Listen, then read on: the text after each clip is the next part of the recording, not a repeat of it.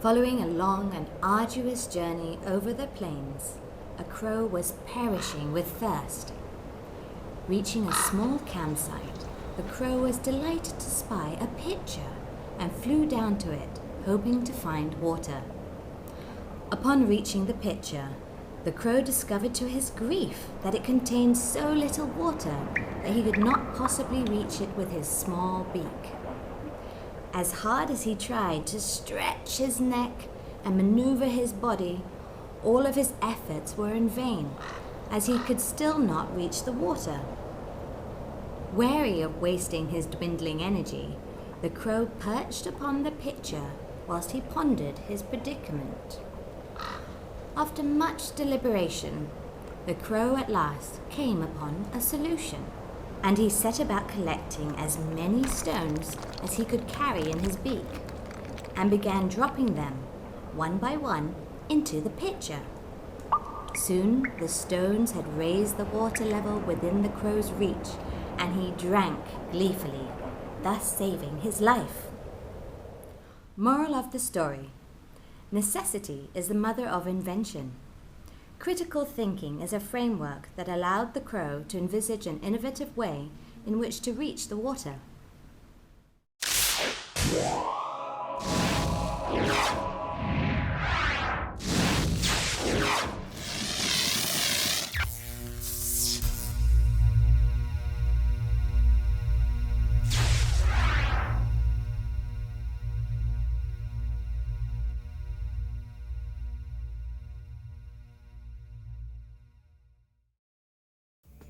Welcome back. In this episode, we will look at two reasoning flaws. The first one is necessary versus sufficient conditions. Necessary conditions are those that have to be fulfilled for the conclusion to be true. In other words, it's impossible for the conclusion to occur unless these necessary conditions are first met. Let's look at this example to illustrate how the flaw works. To get into a good university, you have to get a good grade in English. Now, this is a condition. If you want to get into a good university, you need a good grade in English. This is a necessary condition. If you do not fulfill this condition, if you don't meet this condition, you can't get into a good university. This is an example of a necessary condition. Let's have a look at another one. When you buy a house and you borrow money from a bank, until you repay the bank loan, the house is not yours. The house belongs to the bank. A necessary condition for you to own the house is for you to pay back the bank's loan. You cannot own the house until you have done that. This is another example of something which is necessary. If the condition is not fulfilled, the conclusion is not correct or not true. Now let's have a look at another example.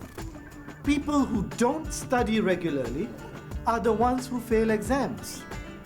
However, I've studied regularly, so I'll be all right. Now, is this a necessary condition? No, it isn't. As we have seen in previous examples, studying regularly is not a necessary condition towards passing.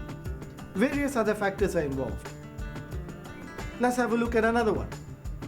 Sulaiman is a really good football player. He is bound to be selected for the national team. Can we say that this statement is true? Is it necessary that if Sulaiman is a very good football player, he will definitely be selected for the national football team? No. This is not a necessary condition. He may be selected or he may not be selected. It depends on so many factors. So we have necessary conditions and we have sufficient conditions. Let's have a look at sufficient conditions. These are conditions which are enough to support a conclusion, meaning that if these conditions are fulfilled, it is guaranteed that the conclusion will be true. Now this sounds confusing until you apply it to a few examples. It becomes very apparent. For you to become a member of this club, you need to attend at least 4 of the events. Now, this is a condition for you to become a member of the club. Attend 4 events, you become a member. This is an example of a sufficient condition. It is sufficient for you to attend 4 events, and by attending these 4 events, you automatically become a member. If you attend 4 events, you are guaranteed to become a member. This is an example of a sufficient condition. Let's have a look at another example. Getting convicted for drug abuse is enough to send you to jail. This is another example of a sufficient condition. If you are convicted of drug abuse, you will go to jail. You do not need to do anything else. As long as you are convicted of just drug abuse, it is guaranteed that you will go to jail. Example of a sufficient condition. Another one. The economics exam is on coursework completion only. As long as you hand in your coursework, you will pass. Now, of course, we all wish that exams were that easy. But in this example, as long as you do the coursework and you submit it, you will pass. You do not need to do anything else. This is a sufficient condition. Now, you've got to be able to distinguish between necessary conditions and sufficient conditions. When there is confusion between these two, it's easy to get persuaded using the wrong evidence. Look out for this kind of reasoning flaw in advertisements, newspaper reports, and any other instance where the person wants you to believe in their argument. Sufficient versus necessary. Mind unemployed is a mind unenjoyed. Let's look at this example. For a chef to host a TV show, he must have a successful restaurant in a big city. Now, there are few necessary conditions that have been imposed in this example. The first is that the chef must have a restaurant that is successful. And the second is that the restaurant, the successful restaurant, must be in a big city. 2 necessary conditions. But are they sufficient? We're talking about necessary conditions versus sufficient conditions. Are these 2 conditions sufficient for a chef to host a TV show? No, they may not be, because there are various other factors, such as, firstly, the ability to communicate and relate to the audience. Second, maybe a friendly disposition. Third, a photogenic personality and look. A look that's acceptable on camera. So what we have are the necessary conditions discussed earlier, running a successful restaurant in a big city, but these necessary conditions may not be sufficient to get to host a TV show. The necessary conditions get you through the door, but they don't necessarily mean that you qualify in the end. Now compare our earlier example with this one. A chef whose restaurant is a failure cannot host a TV show. This is a second statement. A chef whose restaurant is a failure cannot host a TV show. If we analyze this statement, we see that if a chef runs a failing restaurant, it is sufficient for him to be disqualified. Other factors don't even come into the consideration. He may have a very friendly personality, a very photogenic look, but it doesn't matter if he is running a failing restaurant. This alone is sufficient to disqualify him. So when there are attempts to persuade you, you need to separate necessary conditions from sufficient conditions. Let's look at how both these conditions work in real life. Let's examine this advertisement that you see here. It says that the company has created the best mobile phone ever. it wants you to create a slogan. It says, if you create a slogan and send it in, you will get a free phone. Now, what does this mean? Let's have a look at the necessary conditions versus sufficient conditions. The advertisement gives you the impression that as long as you send in a slogan, you get a free phone. Now, if that's the case, then this is a sufficient condition. It is sufficient for you to send in your slogan to get a free phone. Is this true? Probably not. Probably what's required is for you to send in your slogan. It will get chosen after all the slogans received have been judged, and the best one wins a phone. But that's not how the advertisement reads. Remember, we are talking about reasoning errors in attempts to persuade you. The information that's given to you is not necessarily the whole picture. You have to be able to separate out various reasoning flaws. And here you can see that necessary conditions versus sufficient conditions is enough to mislead you. Let's look at another example. This is from a furniture shop, an advert. It says, "We rarely give discounts. When we do, they are really big discounts. This weekend we are offering a 50% discount in our showroom store. Buy your furniture from us this weekend and you get it for half price. None of our competitors can match our offer for purchases over $1,000. Come now and buy our furniture." That's the advert. 50% discount this weekend in the showroom store for furniture over $1,000. But look at the conditions that are necessary for you to fulfill before you get the discount. Firstly, you've got to buy furniture from the showroom store. There may be other stores around. You can't buy furniture from the other stores. It has to be that particular showroom store. That's the first necessary condition. The second condition is the discount is for this weekend only. If you come back the following Monday, you don't get the discount. And thirdly, your purchase has to be above $1,000. Three necessary conditions very cleverly hidden within an advertisement telling you that the shop is giving you a fantastic discount. If you can't extract these messages, you're going to be misled by the advertisement. So you have to be able to figure out what is necessary versus what is sufficient. They are two different things.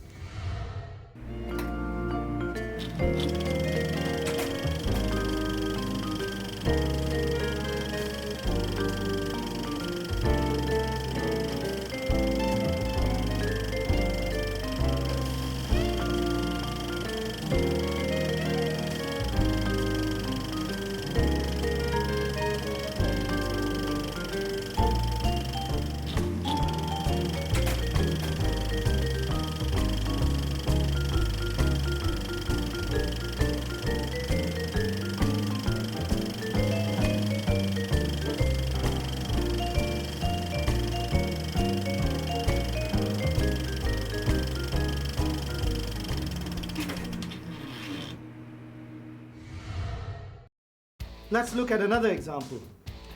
This advertisement says, "Do you own a diesel vehicle? Come in for a completely free engine checkup before the holidays begin." That's what the advert says. You own a diesel vehicle? Come in for a free checkup before the holidays begin. Now let's have a look at necessary versus sufficient. If you own a diesel vehicle, is it enough for you to get a free checkup? Yes, it is. That is sufficient. Sufficient means you don't have to fulfill any other qualifications. Owning a diesel vehicle is sufficient to get a free checkup.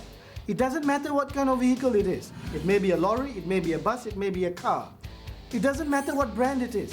It doesn't matter what model it is. It doesn't matter how old or how new it is. None of these are necessary conditions, because the sufficient condition is for you to own the diesel vehicle. So you see, sufficient and necessary conditions come into real life all the time. And very frequently we end up mistaking what is necessary with what's sufficient. But it's very easy to differentiate between the two. A sufficient condition is one where you don't need to meet any other condition, and as long as you meet this one condition, your conclusion is guaranteed. That's a sufficient condition. A necessary condition, on the other hand, is one that is the minimum requirement for you to meet the condition. In other words, before you can even going any further, you have to fulfill this condition. It's necessary. Necessary versus sufficient. Look for these in all attempts that are there to persuade you. Advertisements, news reports, people interviews, character references, all kinds of documentary data. Nature has given us the seeds of knowledge, not knowledge itself. The next reasoning error is one where instead of finding reasons why an attempt to persuade you is not valid, the person putting forward the attempt to persuade you is attacked instead. It's similar to attacking the messenger when the messenger is bringing you a message. Let's see how this works in real life. This is an example of an interview where a person says, "I don't trust his economic theory. He has not been successful in life. Look at how he has wasted his life." Now let's look at what's happening here. The person who is putting forward the economic theory is being attacked, not the theory. The theory is not being attacked, the theory is not being spoken about, the theory is not being deliberated. But the person putting forward the theory is being attacked. This is a reasoning flaw. We cannot attack an argument based on who's projecting the argument. Let's use another example. How can the teacher give us a lecture on fitness? Look at her. Look at how fat she is. She's talking to us about fitness, whereas she herself is overweight. Same reasoning error. You're not listening to the message that the teacher is giving you, but you're attacking her based on her personal appearance. Attacking the arguer. This is the name of this reasoning error. Let's take a third example. Look at him talk about the dangers of drug abuse. He was a drug addict for more than 10 years. Who's going to listen to him? Same issue here. We are not finding reasons why that message is valid or not valid. We are finding reasons why we shouldn't listen to this person. Attacking the arguer. This is an error in reasoning. Instead of dismissing the argument based on valid reasons, the person putting forward the argument is dismissed. The attacks against these persons may be valid, but this is not a sufficient enough reason to dismiss the argument. It's not good enough. If you want to find reasons whether you should be persuaded or not persuaded, these reasons have to be based on evidence, not based on who is bringing that message to you. So you have to examine the credibility of the evidence and of the person, of the source. In previous episodes, we have looked at credibility, we have looked at motives, we have looked at relevant expertise. All of these have to be used in dismissing the argument or accepting it instead of attacking the person who's bringing the argument to you. So remember, don't attack the source. Challenge the credibility of the evidence. Challenge the credibility of the source, but do not attack the source or the person directly. That is an error in reasoning. Let's look at how this error is seen in advertisements. Look at this advertisement. It says, "This weight loss product really works. I am a doctor and I have seen fantastic results in my patients." Sounds reasonable, doesn't it? A doctor, a medical doctor, a person who is qualified, has the relevant expertise, says that he has seen fantastic results from his patients who use this product. So what's wrong with the argument? Well, whenever you look at an advertisement, always question the things that we have discussed in previous episodes. What is the motive of this person? Why is this person appearing in this advertisement? Is this person a neutral person?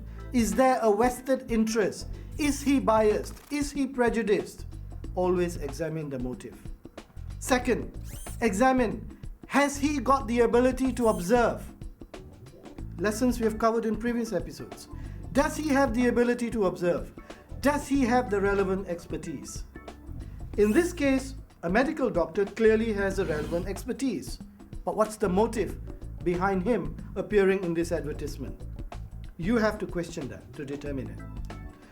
This will tell you whether the evidence is credible or otherwise. Let's look at another advertisement here. It says, my antivirus software for computers really works. I've spent 20 years writing viruses, creating viruses that destroyed computers. Today, I want to help you from such attacks. So buy my antivirus software.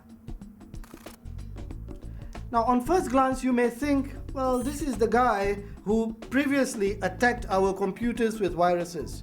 Now he's helping us save ourselves from viruses. Should we trust him? He's a crook.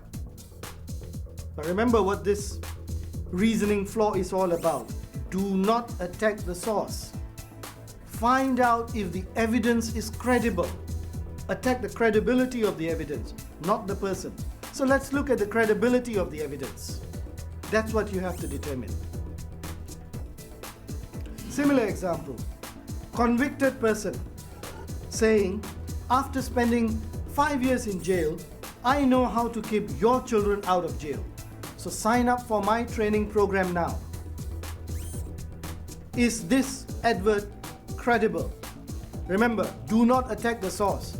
Determine the credibility of the evidence that is given to you. Determine the motive. Determine the ability to observe.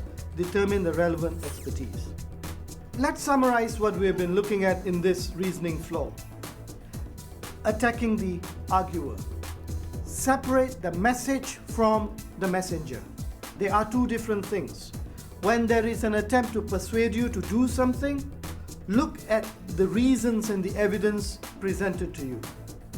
Don't attack the person that's bringing the message to you. That would be a flaw because you would be dismissing the actual argument itself.